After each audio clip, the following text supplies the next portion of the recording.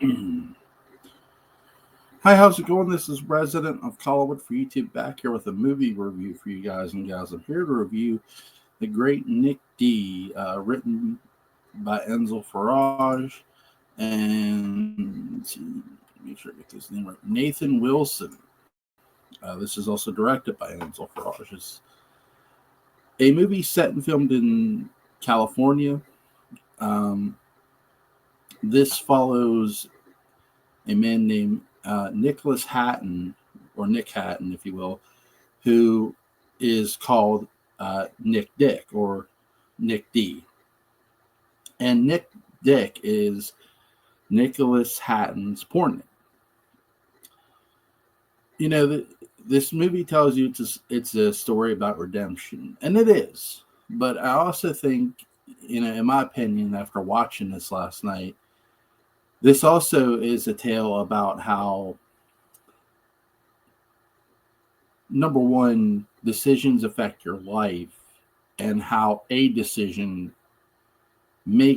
a decision could change your life. In many ways, Nicholas Hatton, the great Nick Dick, um, in a lot of ways becomes Nick Dick. He becomes Nick D, because yes, that's his porn name, but he lives the gimmick, if you will. From my retrospective, this isn't somebody who was just about the money and the fame. Yeah, that came, but to borrow a quote from a wrestling producer, money only matters so much, and then there's the next thing. And I agree with that, especially in Nick D's case, because Nick Dick was a huge porn star in in a fictional sense in this movie. He got the money, he got the fame, but it isn't what he wanted. What he wanted was to propose to this girl he fell in love with, and she had no idea he was in love with her. Yes, the Great Nick D is a tale about an actor and an actress, and how both their lives are affected by the industry. One good, one bad, and one about redeeming yourself, but also about refining yourself in a sense. Because Nicholas Hatton becomes his gimmick. He becomes Nick Dick. He in a lot of ways lives the gimmick in a way. No, he's not having porn at his house, but you've often, I'm sure, as a person who's a true crime fan, I don't know how many people have heard the horror stories of porn. I know I have, but there's a lot you can look into if you don't want to believe me. There's some dark sides to that shit. And I do feel this movie gets into that without necessarily going down that road fully. It gives you, and especially through Nicholas's face, Nathan does a good job of selling this isn't what I wanted. But in becoming Nick Dick was in a lot of ways an escape from his own cowardice, an escape from being Nicholas Hatton. He'd rather be, through most of this film, Nick Dick or Nick D than Nicholas Hatton. Nick Hatton, if you will.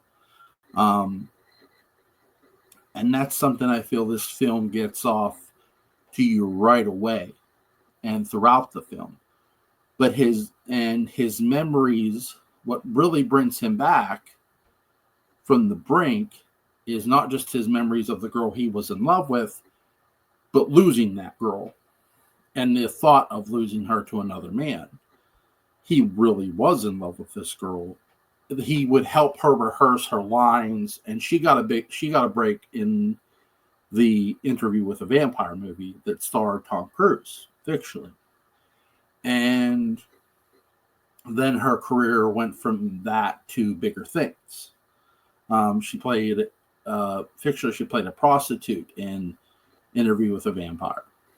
Well, she went from that to bigger things, to being nominated for an Oscar or Academy Award, I believe, within the film. So she had become a star, or a starlet, if you will. Whereas Nick's career, he went down a different path. He chose porn, and at least that's the perception you get. But he also chose to ditch the name Nicholas Hatton and become Nick Dick. In a lot of ways, that was because he felt he lost the girl he loved and was too afraid to ask her to marry him. He did not propose to her when he should have. And they saw each other at a party when he was Nick Dick and she was on the rise. She was, on the rise, still on the rise. He saw her and didn't say anything to her still. And I think that too brought a lot of realization to the character of not necessarily just Nick Dick, but Nick Hatton. I keep saying Nicholas, but Nick Hatton. And this story is ultimately about, okay, are you going to choose to stop living the gimmick and become who you really are, meaning Nick Hatton? Or are you going to continue to go down this road of being this washed out porn star who's not making any money, who's made some terrible decisions? Because this movie does let you know this guy did go down that road of dark times. Now, he didn't end up in jail. It wasn't nothing that dark, but he'd become a boozer. He drinks heavily. He wasn't getting cast in any movies really of notoriety, even porn movies. So, but people who did watch his films, those kind of films, did see his talent. They saw the passion he put into his work, which leads to down the road of redemption story as he's sitting on a beach with a man who he talks to, a young man who watched his films, said, "Oh, you're Nick Dick, And so he goes, "I'm a talent agent. I'd like to recruit you." And that starts to lead down. But here's the thing. The person who is his boss, who's related to him, who's played by actress Kathleen Lee Scott, she's like, no. Because you got to understand, yeah, there is a lot of real life porn tragedies, more so than there is redemption stories. And I do love how, without actually saying that, they're letting you know that is the case in this movie. I think Nathan and Enzel do a good job of presenting that through the character of Nick Dick, in my opinion, for what it's worth. And even Kathleen Lee Scott's character, who runs the talent agency, is letting, because the young man is related to her. And she goes, "Okay, I'm going to see you're going to have to learn the hard way. You can take him on as a pet project. That's fine. But you're going to see this will fail." And at first, yeah, it does. It sort of does blow up in his face when he's on a podcast and somebody mentions Robert Redford in a negative way. Because Nick Hatton, Nick Dick, if you will, respected Robert Redford. He loved Robert Redford as an actor. He wanted to be the next Robert Redford. What wins Nick the audition? In many ways, his loss of the woman he loved. Losing the woman he loved, he had never forgot losing her and how it honestly made him feel. Bringing out that real emotion of losing her, things he probably wanted to say to her and never got to, he brought out in the audition, and that's what won him that audition. And Another thing that brings him to sort of whatever is his younger self saying, "Hey, who?" There's two real, for instances. I know him seeing his younger self was a big deal, but for me, one of the biggest deals, and to me, two people who steal this movie, other than Kathleen Lee Scott does too. And you can say, well, can a star steal the movie? Yeah, I think Nathan does. Nathan does a really good job of presenting both Nick D and Nick Hatton and where the two begin and end. Where Nick D begins, Nick Dick, and where Nick Hatton begins and ends. And presenting that separation and who those characters are was a big deal in this movie.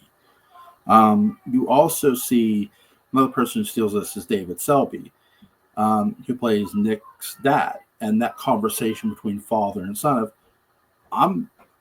I love you. You are very talented. And this isn't just a father telling his son this. This is a father letting his son know, hey, you've always been talented. It's in every way, it's not the people who believe in Nick. It's that Nick needs to now believe in himself and start over. And Nick has to make that decision. And Nick does make that decision and does start over. And the fact that he gets to talk to the girl he fell in love with and he shows her the ring, he says, this was meant for you. I just didn't get the chance to tell you. And she goes, we were kids then. She tells him no, she's not going to marry him. But there's a friendship there still. There's something still there for them potentially. Because she did not marry the man she was engaged to. She called that off.